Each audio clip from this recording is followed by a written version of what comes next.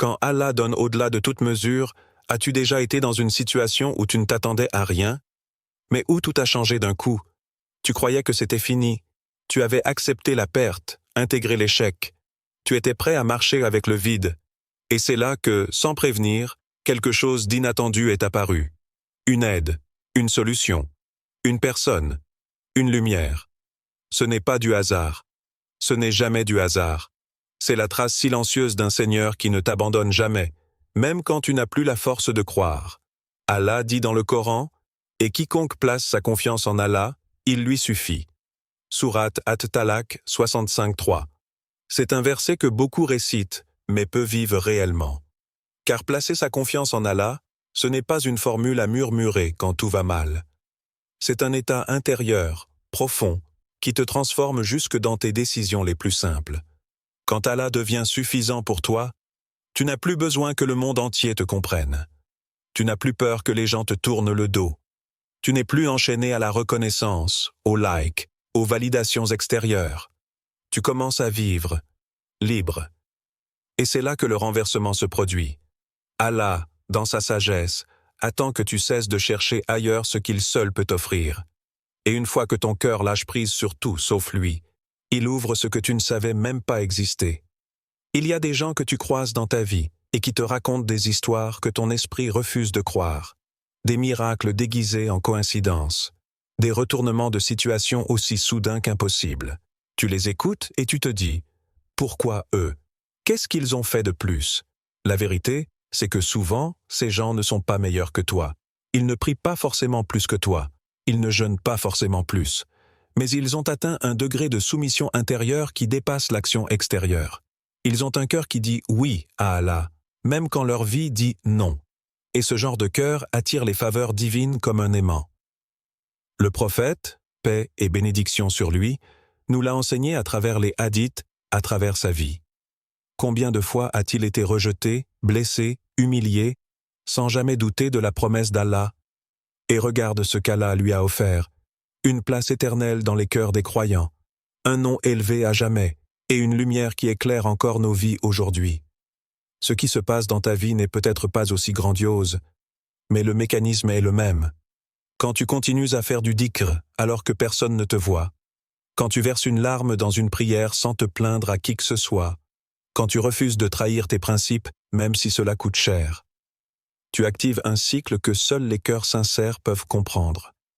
Allah prend ton sacrifice en silence et le transforme en faveur visible. Allah dit aussi, « S'ils avaient été droits sur le chemin, nous leur aurions certainement accordé une eau abondante. » Sourate Al-Jinn 72-16. L'eau ici, ce n'est pas juste l'eau que tu bois. C'est la subsistance pure, la clarté dans tes décisions, la douceur dans tes relations, l'équilibre dans ton âme. C'est quand Allah te donne plus que ce que tu as demandé, mais exactement ce dont tu avais besoin. Même si toi-même, tu ne savais pas ce que tu cherchais. Regarde ton passé, pas seulement les grandes victoires. Regarde les moments où tu pensais être abandonné et où tu as quand même survécu. N'était-ce pas déjà une forme de don? Et si Allah t'a déjà sauvé dans l'ombre, pourquoi douterait-il de toi aujourd'hui? Beaucoup pensent qu'Allah donne uniquement à ceux qui le servent parfaitement. Mais Allah donne à qui il veut. Et parfois, il donne plus à ceux qui sont tombés, mais qui reviennent avec un cœur brisé et sincère. Car un cœur brisé qui se tourne vers Allah vaut plus qu'un cœur plein d'arrogance et de certitude. Alors la vraie question, ce n'est pas « Est-ce qu'Allah peut m'aider ?» C'est « Est-ce que je suis prête à vivre pour lui, même quand je n'ai rien? Est-ce que je peux continuer à dire « Alhamdoulilah » même dans l'invisible, même quand personne ne répond, même quand rien ne change? C'est là que commence la vraie abondance, pas dans les comptes en banque, pas dans les applaudissements, mais dans ce lien invisible entre ton cœur et le Seigneur des mondes. Le jour où tu comprendras pourquoi tu as tout perdu, il y a des moments dans la vie où tu ne comprends pas. Tu regardes autour de toi, tu regardes en toi, et rien n'a de sens. Ce que tu aimais a disparu, ce que tu voulais t'a échappé, et ce qui te reste ne ressemble plus à rien. Mais dans ce chaos silencieux, il y a parfois un verset, un mot, une phrase, et tout se fige. C'est exactement ce qui est arrivé à Al-Fudayl ibn Iyad, un homme perdu dans les ténèbres de la désobéissance.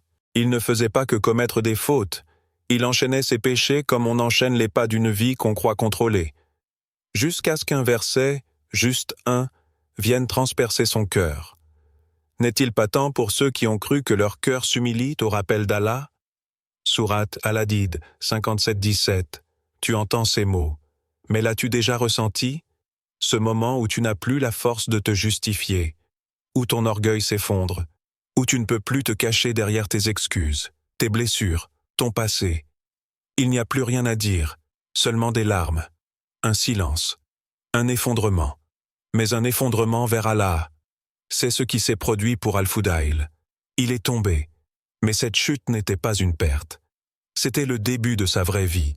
Il aurait pu continuer, fermer son cœur, faire comme si de rien n'était. Mais il a écouté, pas seulement avec ses oreilles, mais avec tout ce qu'il était. Et c'est là que tout a changé. Allah ne cherche pas ton perfectionnisme. Il cherche le moment où ton cœur se rend. Et parfois, pour t'amener là, il te prive. Il te prend ce que tu veux. Il ferme les issues. Il coupe les soutiens. Et à ce moment-là, tout en toi crie « Pourquoi, Ya Rab? Pourquoi moi? Pourquoi maintenant ?» Et lui, il répond, pas toujours avec des mots, mais avec un retournement. Tu perds une chose, et en la perdant, tu retrouves ton cœur. Tu vis une rupture, et dans cette rupture, tu retrouves ton lien avec lui. Ce n'est pas une punition, c'est une redirection. C'est Allah qui dit « Je t'aime trop pour te laisser continuer comme ça. » Mais pour comprendre cela, il faut que tu acceptes une chose. Tout ce que tu perds n'était pas destiné à te briser, mais à te réveiller. Regarde ta propre histoire. Tu n'as pas besoin d'être un grand savant. Tu n'as pas besoin d'avoir une vie spectaculaire. Tu as juste besoin d'honorer ta douleur et de lui poser cette question honnête. Et si ce vide avait été voulu pour que je le remplisse enfin par Allah? Tu vois, la perte, ce n'est jamais juste une perte. C'est une extraction. Une séparation entre ce que tu croyais être essentiel et ce qui l'est réellement. On t'a peut-être enlevé une personne, on t'a peut-être fermé une porte professionnelle, on t'a peut-être humilié, rejeté, laissé à l'écart. Mais peut-être que tout cela, c'était le seul moyen de te remettre en face de l'essentiel, ton âme, ton lien, ta vérité. Et c'est là que le verset suivant entre comme une lumière dans la nuit. Il se peut que vous détestiez une chose alors qu'elle est un bien pour vous, et il se peut que vous aimiez une chose alors qu'elle est un mal pour vous. Sourate Al-Baqarah 2:216.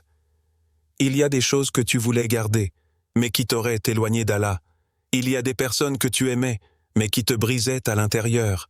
Et il y a des plans que tu avais construits avec rigueur, mais qui t'auraient enfermé dans une vie vide de spiritualité. Alors Allah, dans sa Rahma, détruit tes illusions pour t'offrir sa réalité. Et sur le moment, tu cries, tu résistes, tu refuses, parce que tu ne comprends pas encore. Mais le jour où tu comprendras, ce jour-là, tu pleureras.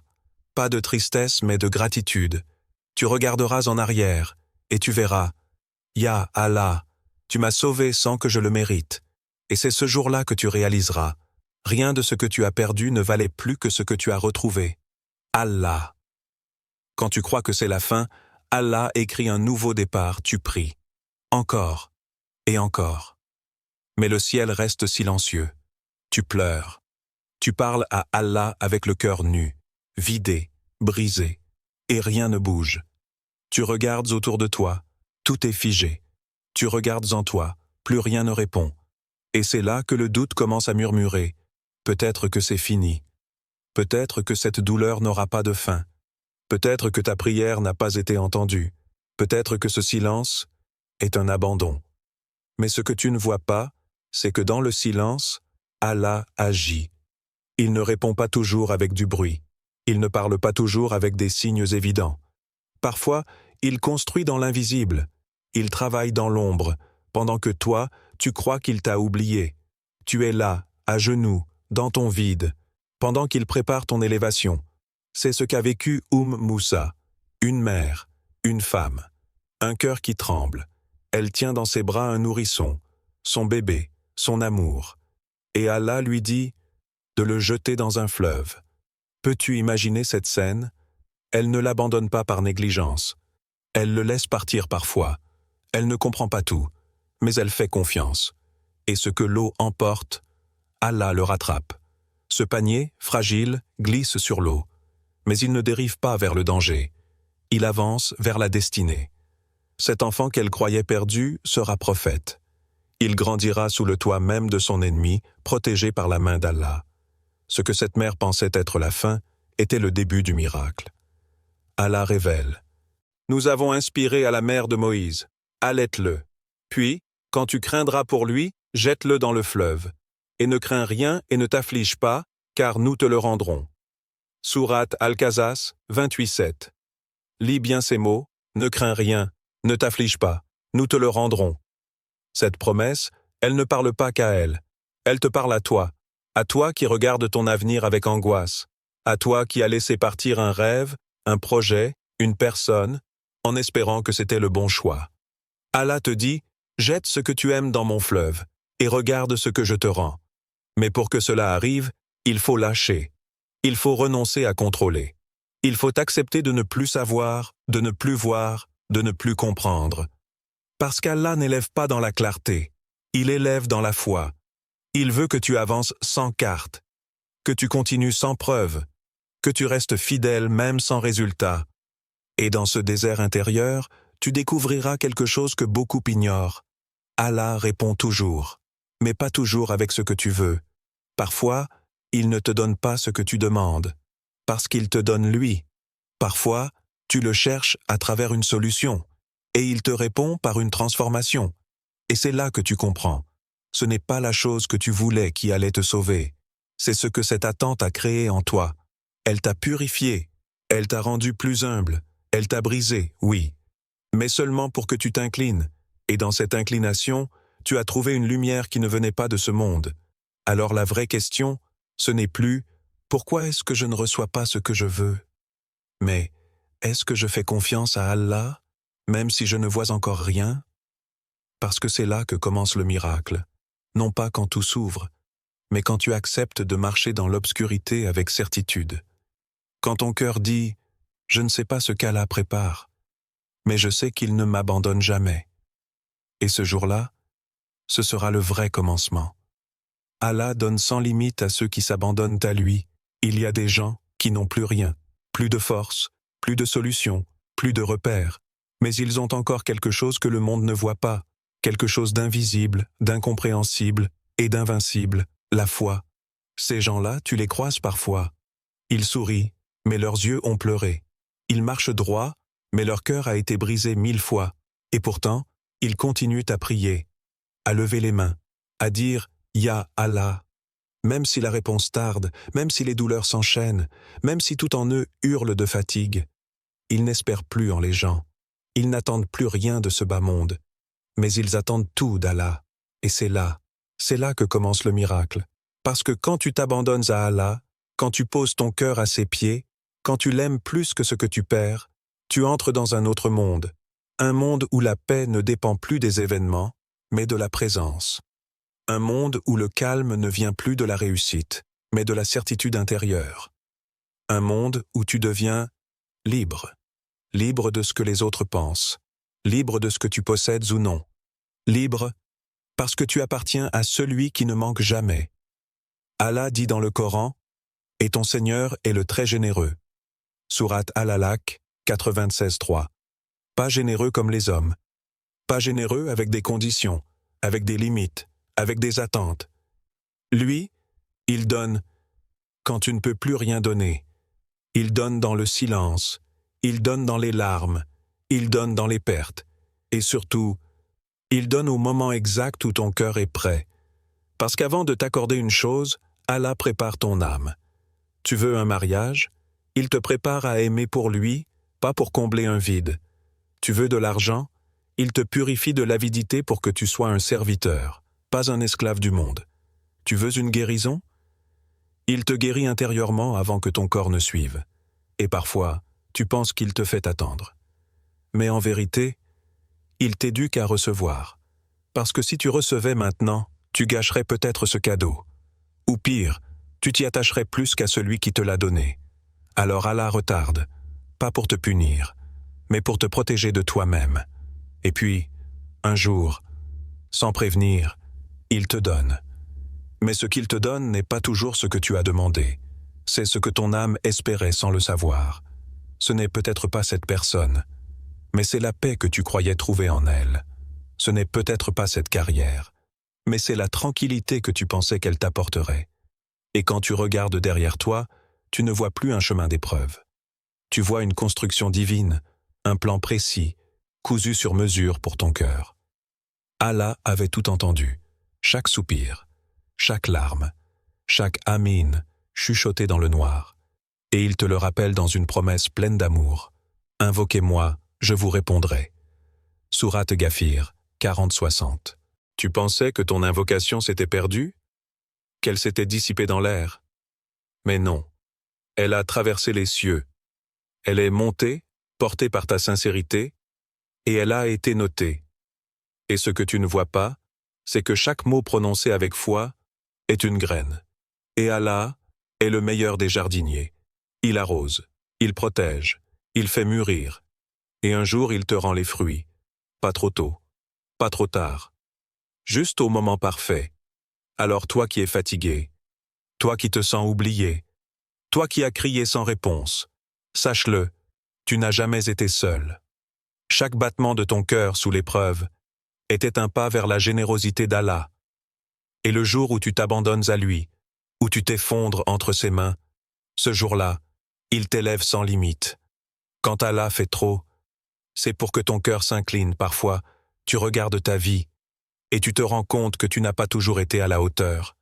Tu as oublié Allah, tu as manqué des prières, tu as choisi ce bas monde, plutôt que lui. Et malgré tout ça, tu respires, tu vis, tu manges, tu ris. Le plus bouleversant, ce n'est pas qu'Allah donne, c'est qu'il continue à donner même à ceux qui l'ignorent. Même quand tu fuis, même quand tu doutes, même quand tu l'éteins dans ton cœur. Lui, il reste là. Tu désobéis, il te couvre encore. Tu négliges, il continue de te nourrir. Tu tombes, il t'envoie encore des signes pour te relever. Alors pose-toi cette question. Si Allah traite ainsi ceux qui l'oublient, qu'en est-il de ceux qui l'aiment? Qu'en est-il de ceux qui pleurent sur leur tapis, qui se lèvent dans le silence de la nuit, et qui s'inclinent devant lui, non pas par habitude, mais par amour? Le prophète Muhammad Is a dit « Allah descend chaque nuit au ciel le plus bas et dit « Qui m'invoque pour que je lui réponde? Qui me demande pour que je lui donne? Qui implore mon pardon pour que je lui pardonne ?» Sahih al-Bukhari.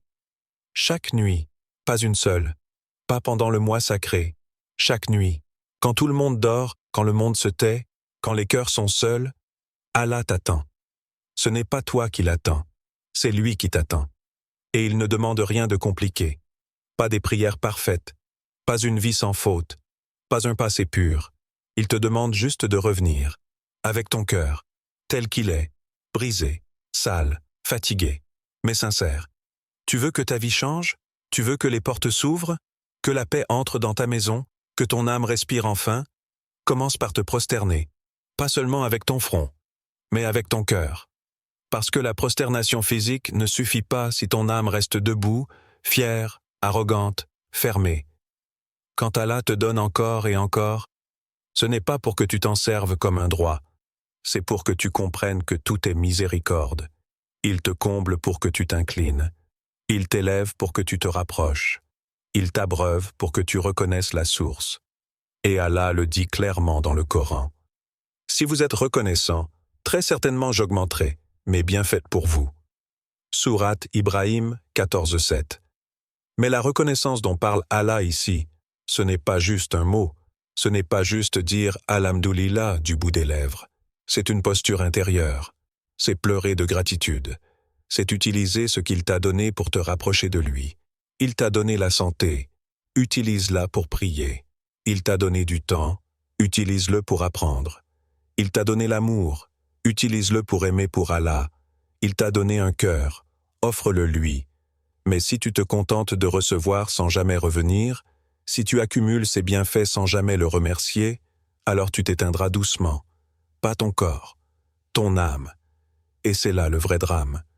Quand le cœur devient insensible, quand les bénédictions deviennent banales, quand les prières deviennent mécaniques, alors même l'abondance devient un piège.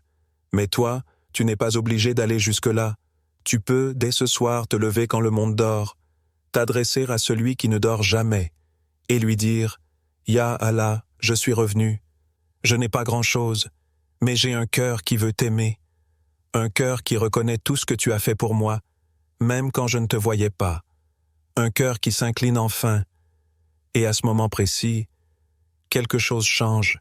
Tu ne sais pas quoi, mais Allah, lui, sait.